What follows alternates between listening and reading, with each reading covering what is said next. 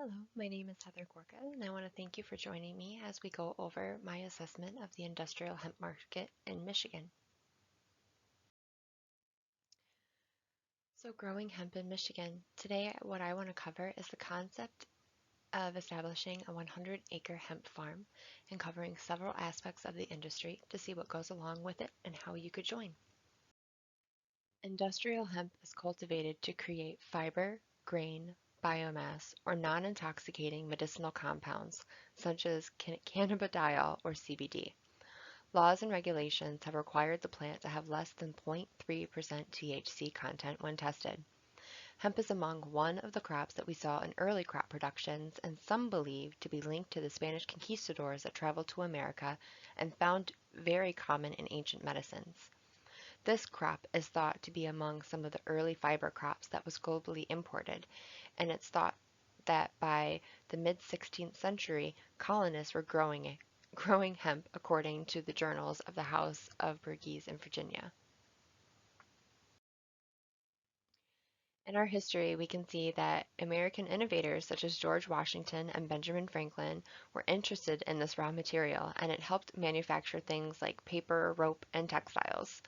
This was common for a farm crop in the 18th and 19th century and wasn't banned until around 1930. Without getting into the shady background of why, we can go ahead and take a look at what we're doing with the plant now. Today what I want to cover is the agronomy, what is hemp, how we can use it, soil and fertility, temperature, genetics, preparing and planting, the rigorous testing, weed control, insect and pest, disease management, harvesting, cost, and testing.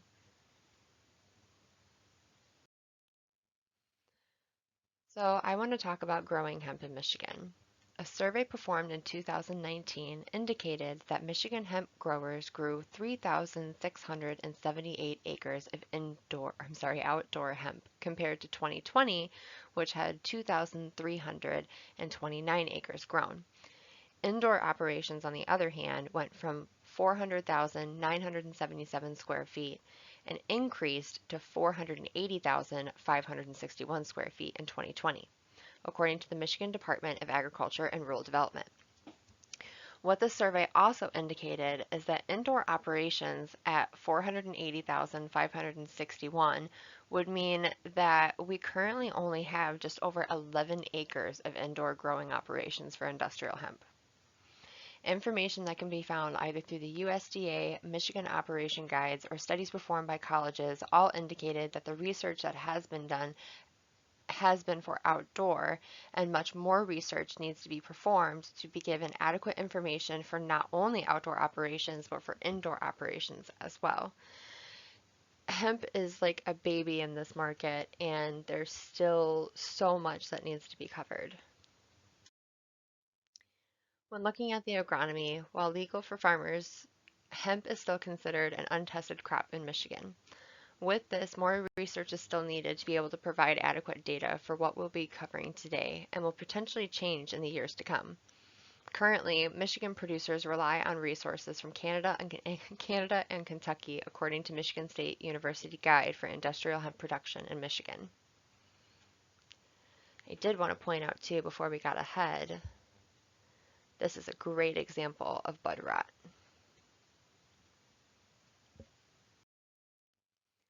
So what is hemp and how can we use it?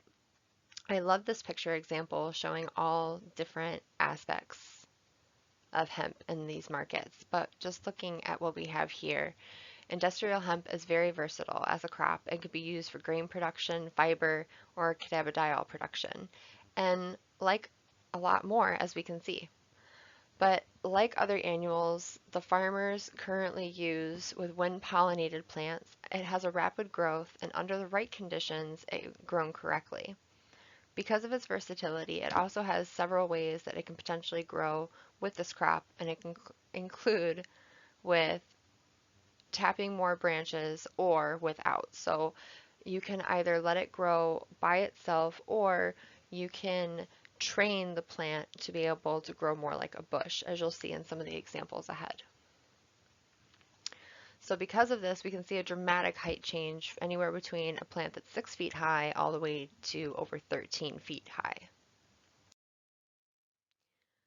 So soil is extremely important because soil is an ecosystem within itself. So here, the soil can be one of the most important factors of your operation as it must be well drained with high fertility and contain enough organic matter.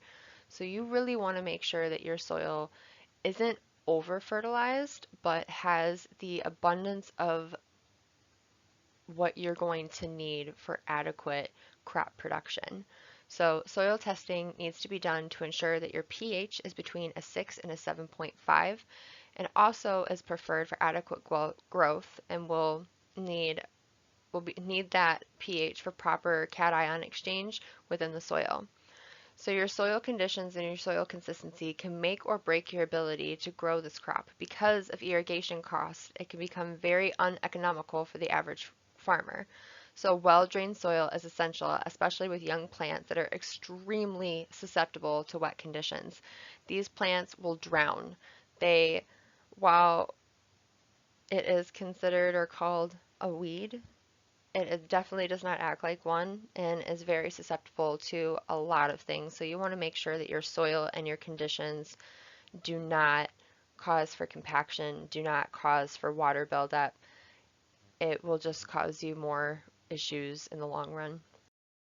Soil fertility is also a very important factor. So industrial hemp has not been grown in modern production for an extremely long time. So the understanding that we even have of the demand is new. But what we can assume is that hemp is similar to some of the other requirements that we have for high producing crops in Michigan. So when we think of amendments and proper amendments, this is the guide that has been given. So the current recommendations are also based on farmers doing soil tests as well. So you need to test your soil to see, how little or how much of something that you might need to add.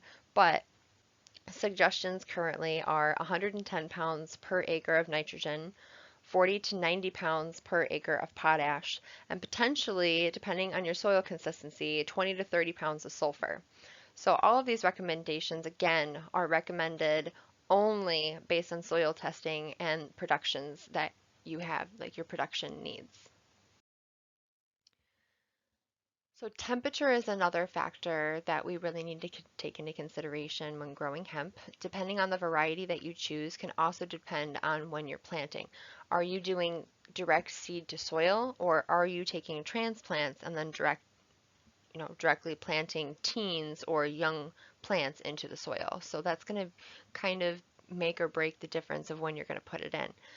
So hemp, if it's planted from seed with male and female varieties, it can be planted as early as April.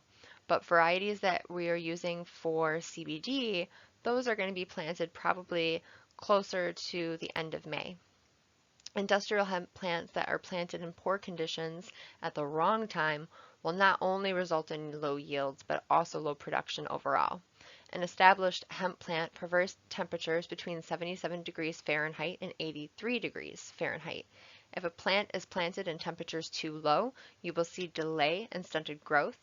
Your moisture levels as well as the temperature are both important, as we will see drought conditions cause similar stunting and decrease of growth.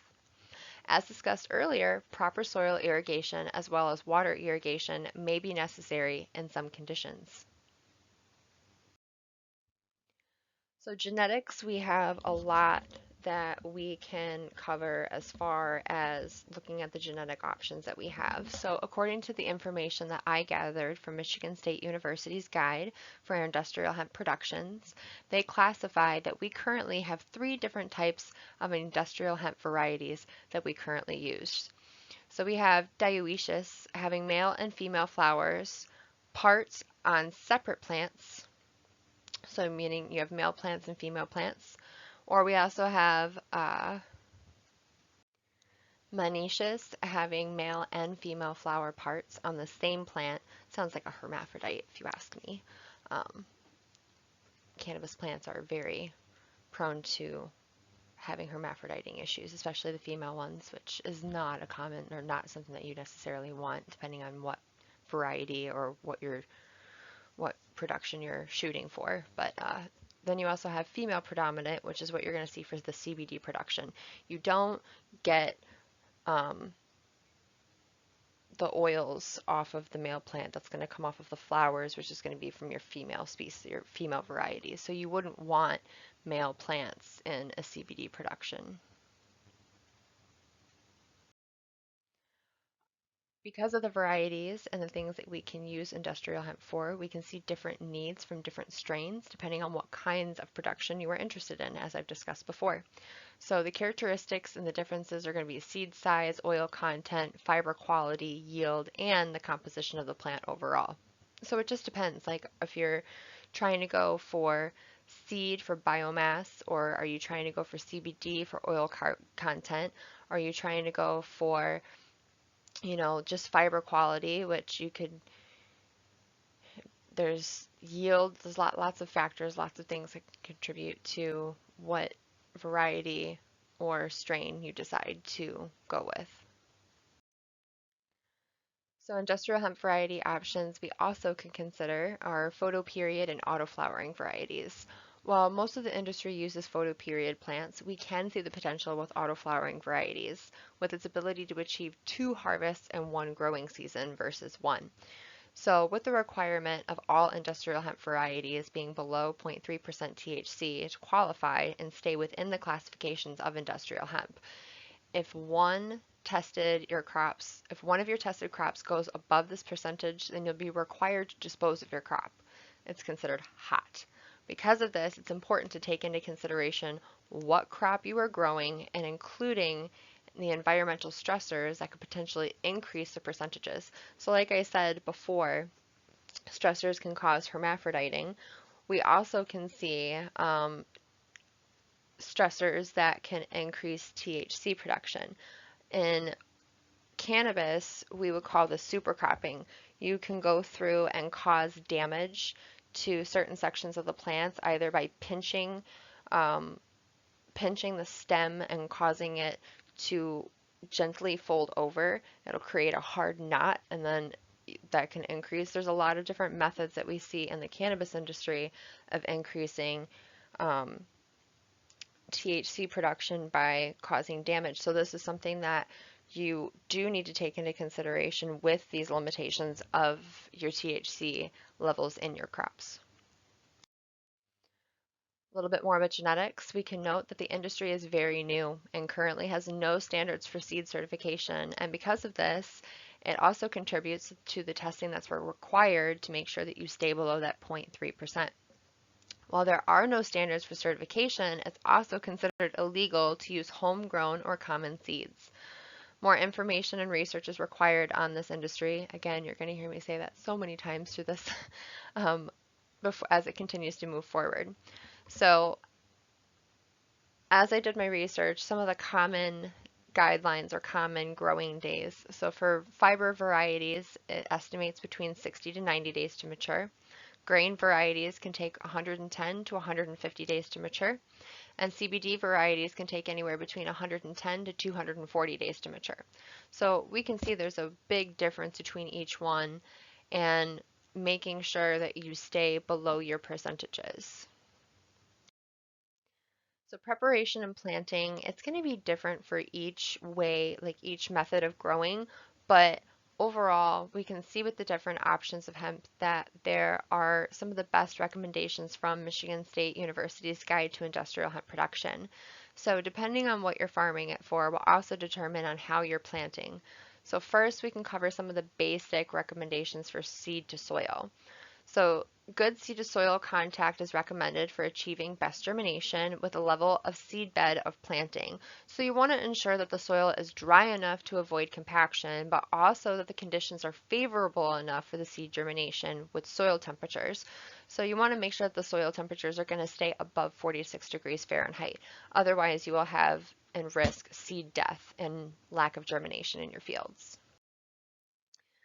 So industrial hemp can be farmed using a till or no-till planting. It just kind of depends on how you are planning on setting up your crops. So the seed should be around 1/4 to 3/4 inch deep into the soil with about 6 to 7 inch rows. So this recommendation can change slightly depending on your preference, because as it was found in indicated when I researched it, so the recommendations of 800,000 to a million plants per acre for fiber, and then around 400,000 to 600,000 plants per acre for grain. So the average for the recommendations are, it changes. So you also have 40 to 60 pounds for your recommendation when going for fiber, but then you have 20 to 40 pounds that's going to go in for your recommendation for grain. So depending on what you are producing, it's going to change your seed ratio, and it's also going to change how many plants you may have per acre. CBD production, on the other hand, didn't really come with as many direct recommendations because it is still so new in the market. There are a couple of states like Kentucky that approved industrial hemp before Michigan did, and their way of going about it is different than the way that Michigan has. Um, because of this, though, we still don't necessarily have as much recommendations for how many plants per acre you should do when you're, doing CBD production versus not. CBD, similar to cannabis, goes through rigorous testing, and because of the high demand and the continuous testing of it, there is a lot of limitations on what can be applied to the crops. And because of this, it's very important for you to take preventative measures prior because there's such a limited amount of options. We really don't have much of anything because of the limited data and the limited research of what you can put on the crops. Just because we have things that we use in the agricultural industry for corn or soybean or any of those, there's really, when you look at the information given from the USDA and from Michigan, there's nothing that is currently approved for applications on industrial hemp. So weed control. Currently in the US, we do not have a chemical non-herbicide that is registered for use on industrial hemp. I know, crazy. Again, no research. Um, Hemp is also very, very sensitive to herbicide residues. Because of this, the farmer should be very careful when using products on other sections of your farm. It can have the overspray effect. You do not want that to happen, so do be aware. Um, Properly established hemp plants are very competitive with weeds, and with fast growth rates, they can reach up to a foot in height within the first 2 to 4 weeks. So if you've got good soil, good fertilization, you can combat weeds with over 90% ground covering within the first 2 to 4 weeks. So if your hemp is grown in proper conditions, it should shade out potential weed growth and eliminate weed issues in your crop. Because of the limitations of what you can use, it becomes very important for you to figure out the proper technique prior to planting to ensure your crop success. So um, with the risk of some of the chemicals, a lot of the applications that we have and them being systemic within the plant, that is one of the biggest issues when it comes to testing. If an application of a chemical becomes systemic and stays within that plant before harvest, and if it's tested and still there, then your stuff will not be approved, especially for CBD production. So insects and pests. So I want to take the time to cover a few of the insects that can be a problem in the industry, um, in in the fields. Um, but we currently do not have established an insecticide that is registered for use on hemp in Michigan. While it may be able to find recommendations to prevent bugs, we do not currently have chemical options approved for hemp. We can continue to do more research, and we will hope to see recommendations for pesticides on hemp in the future, but it has to kind of go along with more research that we have kind of going on at the moment as far as what we will allow and not allow in the industry. So a couple of insects and pests that I wanted to cover. We have the webworm, yellow-striped armyworm. These right here are all potential defoliators. So these ones are going to go and take away those nice, beautiful leaves that are protecting from said weeds. So you don't really want to have issues, but according to the information that I read, they're not really expected to cause serious damage if you have a good, well-maintained crop. So these next ones, green, the green peach aphid, the leaf hoppers, and thrips. Thrips are awful, but these are sucking defoliators. So these ones are going to suck the life out of your leaves, and can be very costly depending on the population. Um, you can definitely see thrips very common, as well as the leaf hoppers. If your soil conditions are bad, those rice root aphids can definitely cause a lot of damage as well. But again, with the chemical limitations for applications, we don't have many ways to combat them.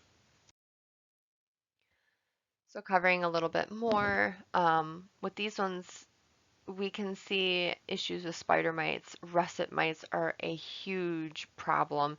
And as of 2016, cannabis aphids have been a recent issue. These pests can make it where you don't only have a decrease in yield, but also can make it where your crop is not harvestable at all. They'll look deficient looking and covered in webbing, especially with the two-spotted spider mite and the russet mite.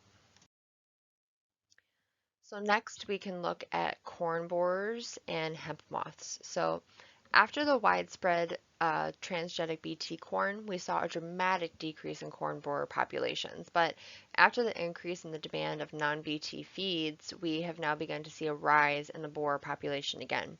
So unfortunately, the European corn borer as well as the hemp moth could cause crop damage. These pests will potentially affect not only your yield, but even the harvestability again as well. So what we can see with the corn borers is, especially in young seedlings, they can create weaken and they'll kill young seedlings, and in more mature plants, we can see weakening points for potential breaks. So currently, it seems that the hemp borer could become more of an issue. So hopefully, as we increase commercial production of hemp, we can come up with some preventative measures and maybe some approved pesticides to help with this.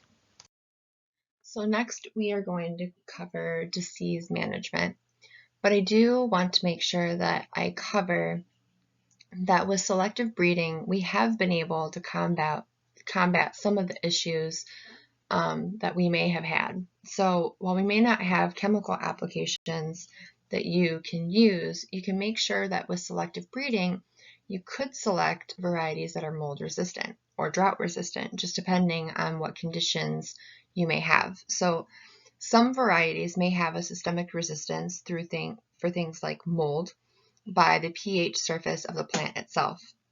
So if the leaf's surface has a pH that's not hospitable for mold production, then you will not have mold issues on that variety. So being selective on what varieties you are choosing with conditions that you have may be a way that you can combat some of the issues that we are having with hemp. So currently, the U.S. Environmental Protection Agency does not have any fungicides that are registered for the use on hemp currently. So the industry has not decided which disease it has considered as primary control, but more research on disease management is currently needed. So while hemp has seen some damages from diseases commonly seen in other crops like soybean or dry bean production, more research will still be needed to be done for the guidelines to create adequate prevention plans as well as treatment options.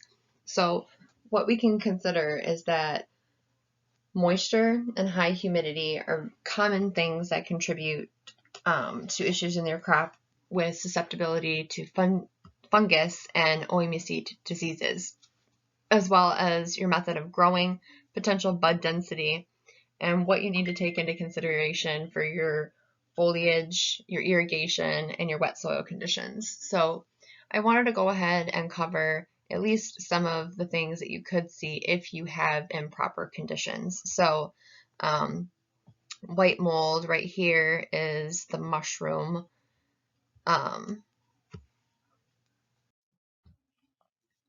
Next, we have harvesting options. Now, what you are growing, which variety, and what you are growing it for is going to determine how you harvest. So, harvest method will be determined on production and what it's being used for. So, depending on when harvesting, hemp can be either hand done or with equipment, but it can gunk up and be really sticky depending on when you're harvesting. So ensuring that you're using the correct equipment is essential.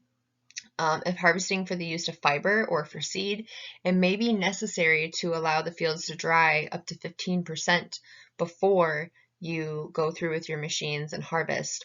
Or you can use combines or forage harvesters if you're doing for seed production.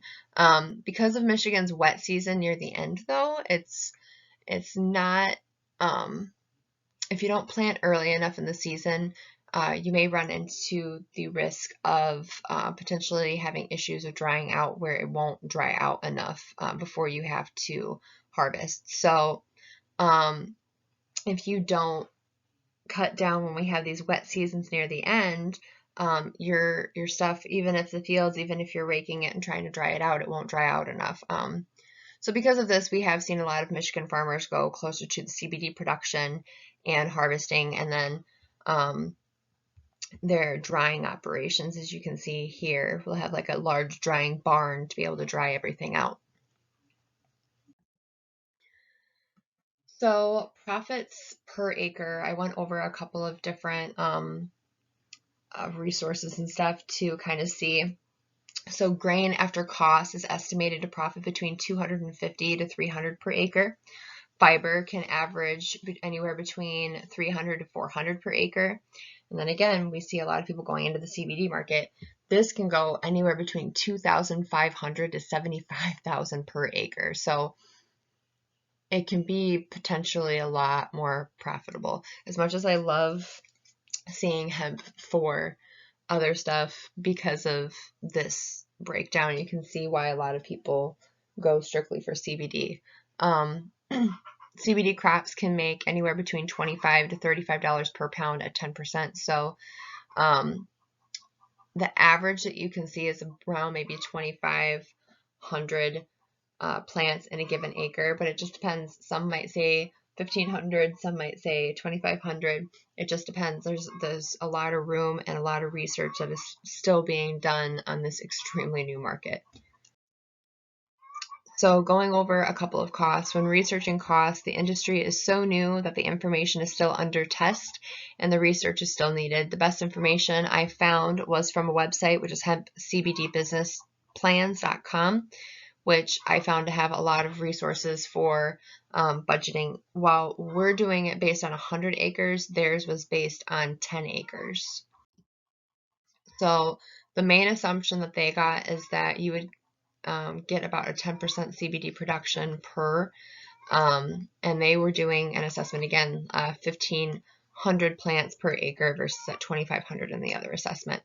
But this one, it said that they are going to go ahead and harvest 1,425 pounds per acre. So when they break their cost analysis down, you can see machinery, equipment, your drying barn, your drying materials. This is all going over the CBD production, not the fiber and grain market.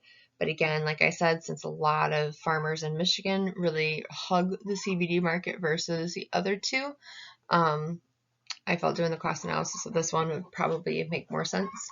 But they can estimate that per acre, your fixed cost for this is going to range around 1,280 per acre. Your operation costs, it's going to be your soil test, transplanting, fertilization, weed control, irrigation, all those things that we kind of talked about before. And this is going to average around 12,690 per acre. Your non-operational costs, so it's going to be your supplies, your transportation, licensing fee, testing, inspection, security, interest, and other.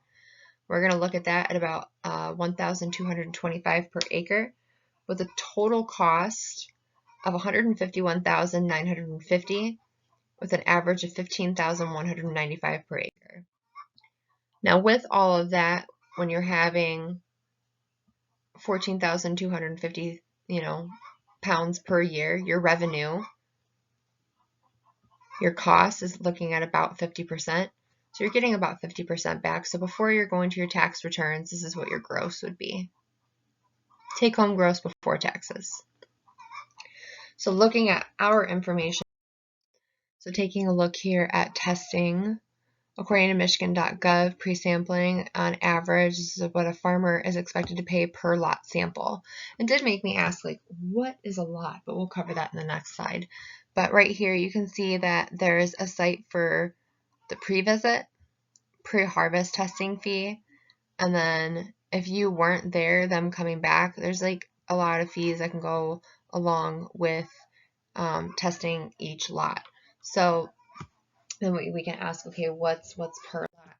So according to the sample guidelines for hemp, the U.S. Domestic Hemp Production Program issued, this was from January of this year on page 2, cuttings from each lot of hemp crop acreage is identified by the producer. So what I gathered is that a lot is if you are planting all of the same variety in a field, that is a lot. So if you're planting a couple of different varieties, each variety's section would be then considered an individual lot, and each variety that was planted will have to be tested. There's a lot of paperwork and a lot of information that goes into this. They need to know the date that you planted, if any were planted on different days. If you have the same strain, but one was planted on the first week of the month and one was planted on the third week of the month, those are going to be 2 different lots. So those are factors and things that you need to take into consideration, because each lot is going to be tested, and each time you have to have a test for a certain lot, that is going to go into your profits or take away from your profits. So getting to the downside, for most of the information gathered, we can suspect that wanting to establish a hemp farm is a realistic option. The downside, though, is finding places that can actually process what you've harvested, depending on the market that you intend to target.